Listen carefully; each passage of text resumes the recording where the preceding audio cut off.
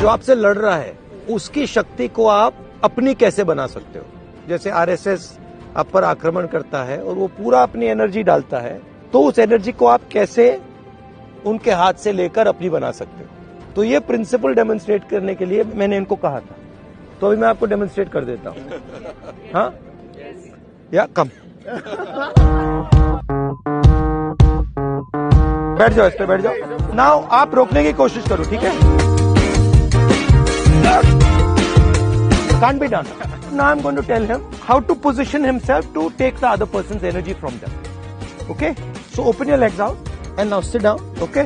Now what I want you to do is, I want you to, instead of keeping it like this, I want you to bend it like this. Yeah. Now lift your head. Yeah. You come.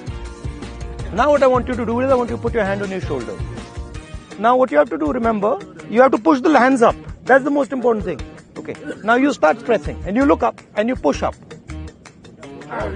Look up and with this, push up with both these. Okay. लगाओ, आप 3 लग जाओ. Okay, go. What is going on? क्या बोला तूने? क्या बात है?